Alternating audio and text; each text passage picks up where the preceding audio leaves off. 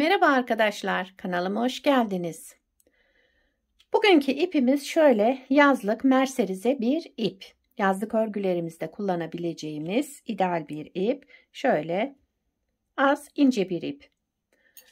İpime uygun kullanacağım şiş 3 numara. Modelimiz ajurlu, güzel yazlık örgülerinizde kullanabileceğiniz harika bir model. İnşallah siz de beğenir benimle yaparsınız. Dilerseniz yapım aşamalarına geçelim. Ben lastiğimi hazırladım şu şekilde. Bu model için ilmek sayısı 2 ve 2'nin katları. Yani ilmek sayımız çift olacak. 2, 4, 6, 8, 10, 12, 14, 16, 18 ve 20. Şişimde toplamda 20 ilmeğim var. 20 ve 20 ilmekle modelimi kurmaya başlıyorum. Modelin birinci sıra ön yüzündeyim. Kenar ilmeğimi örmeden aldım. Sıradaki 2 ilmeğimin ikisini bir düz örerek yani sola doğru kestim ve tekrar çıkardığım ilmeği bir kez daha düz ördüm. 2 ilmeğimi sola doğru düz örerek kestim. Çıkardığım ilmeği de tekrar düz ördüm. 2 ilmeği düz örerek kestim. Çıkardığım ilmeği bir kez daha düz ördüm. Burada ilmek sayımız eksiliyor. 2 ilmekten 1 ilmek çıkartıyoruz. Onu da tekrar düz olarak örüyoruz. Birinci sıra ön yüzünde bu şekilde devam edelim. Arka yüzünde tekrar ilmeklerimizi artıracağız arkadaşlar. İlmek sayımız burada yarıya düşecek.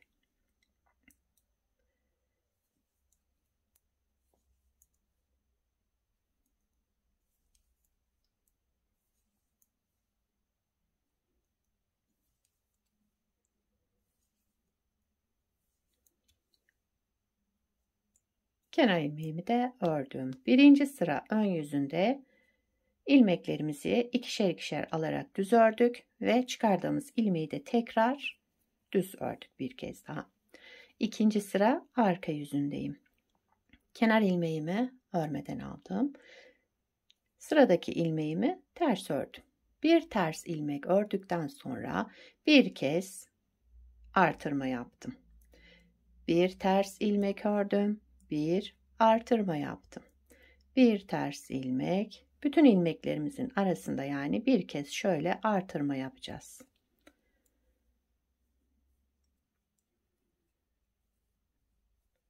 İkinci sıra arka yüzünde bu şekilde devam ediyoruz.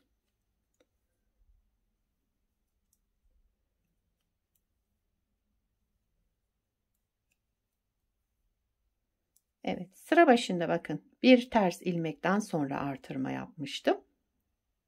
Şimdi ters ilmekten sonra bir kez artırma yapıyorum. Yani sıra sonunda bir kez artırma yaptıktan sonra kenar ilmeğini örüyorum. Hem sıra başında hem sıra sonunda aynı şekilde artırma yaparsak ilmek sayımız da artma olur. Onun için başta yapmadım, sonda yaptım. Üçüncü sıra ön yüzüne geçtik modelin. Kenar ilmeğimi örmeden aldım. Bu ajurlu yani artırdığım ilmeği düz ördüm. Diğerini de düz. Yani sıra sonuna kadar bütün ilmeklerimi düz örerek devam ediyorum. Şöyle.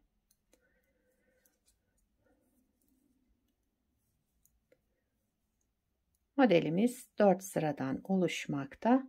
Güzel ajurlu bir model. Yazlık örgülerinizin hepsinde kullanabilirsiniz.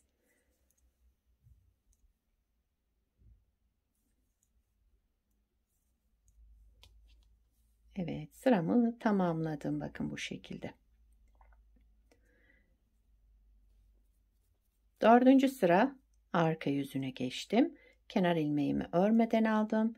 Bütün ilmeklerimi ters örüyorum. Son sıramız burada. Bütün sıramı ters örerek dördüncü sırayı tamamlıyorum ve modeli bir kez kurmuş oluyoruz.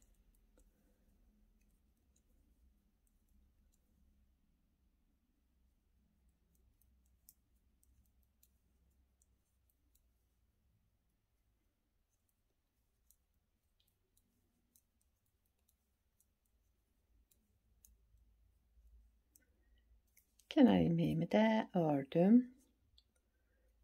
Evet. Model tabii ki ilerledikçe kendini gösterecek güzel ajurlu modellerden. İsterseniz bir kez daha kuralım. İkinci kez modeli kuruyoruz. Modelin birinci sıra ön yüzündeyiz.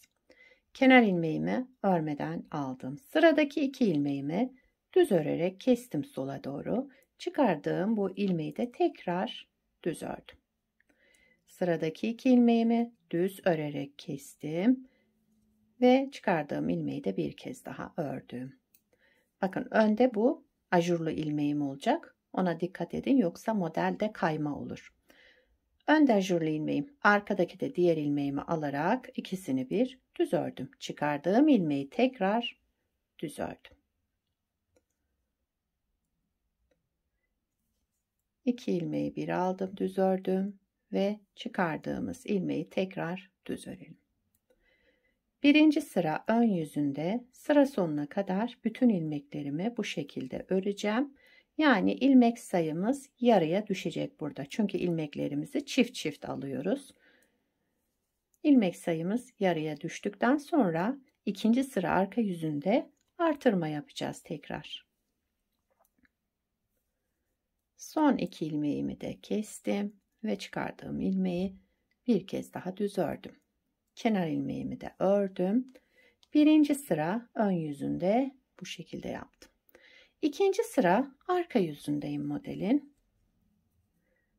Kenar ilmeğimi örmeden aldım. Sıradaki ilmeğimi ters ördüm. Kenar ilmeğinden sonra bir ters ilmek örelim. Bir kez artırma yapalım. Önce ilmeğimizi örelim ters olarak. Devamında bir artırma yapalım. İkinci sıra arka yüzünde ilmeklerimizin arasında birer tane de artırma yapıyoruz. Tekrar ilmek sayımız eski sayıya gelecek.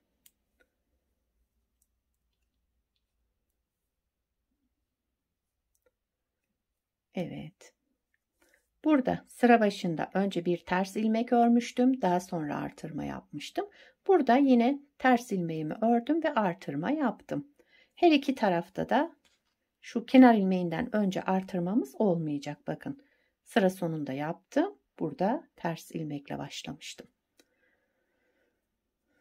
Bu püf noktası arkadaşlar. Buna dikkat edersek modelimizde kayma olmaz. İlmek sayımızda artma olmaz. Üçüncü sıra ön yüzündeyiz. Bütün ilmeklerimi düz olarak örüyorum. Bakın birinci ilmeğim şu ajurlu ilmeğimdi. Düz olarak ördüm burada. Devamındaki bütün ilmeklerimi de düz örerek devam ediyorum. Birinci sıra ön yüzündeyiz. Pardon, üçüncü sıra ön yüzündeyiz. Şöyle.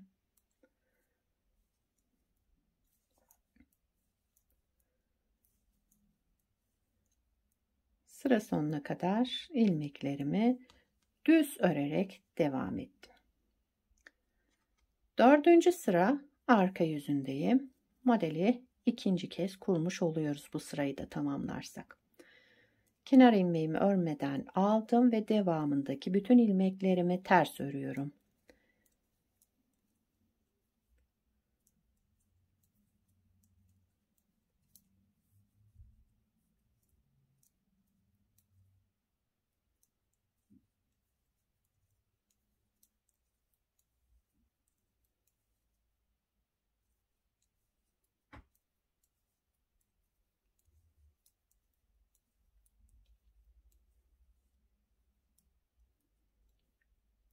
Kenar ilmeğimi de ördüm. Dördüncü sıra arka yüzünde ters örerek tamamladım. Evet, modeli iki kez kurmuş olduk. Bakın arkadaşlar, modelimiz böyle devam edecek. Şöyle tabi ilerledikçe güzel görünen bir model bu da. Bir parçada daha önce yapmıştım. Onu size göstereyim. Bunu da daha önce yaptım size göstermek için.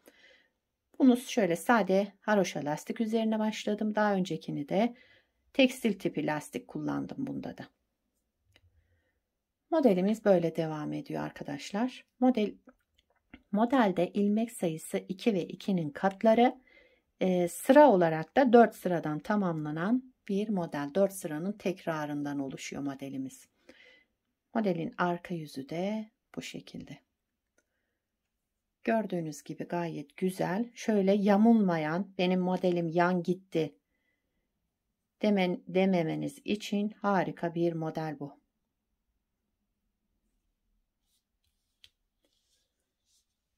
Şöyle. Evet. Bu modelden yelek yapabilirsiniz. Çocuk örgülerinde, bebek örgülerinde, yetişkin örgülerinde hepsinde kullanabileceğiniz, mevsimine göre ip seçerseniz, yazlık örgülerinizde merserize, koton ip kullanırsınız. Kışlık örgülerinizde daha çok yünlü ipler, bebek örgülerinde tabii ki bebe yünleri kullanırsanız harika bir görüntüsü olur. Bundan yazlık şöyle salaş, hırka yapabilirsiniz, tunik yapabilirsiniz. Mayo bikininin üzerine giymek için pareo yapabilirsiniz. Yani her türlü örgüde kullanabilirsiniz. Sizler de nelerde yapacaksınız, neyde kullanacaksınız bu modeli yorumlarda belirtirseniz sevinirim. Yapacak olan arkadaşlara da fikir olur. Beni buraya kadar izlediyseniz bir beğeni yapmayı, yorum yapmayı, beni desteklemeyi unutmayın arkadaşlar. Yapacak olanlara kolay gelsin. Bir sonraki videoda görüşmek üzere. Hoşça kalın.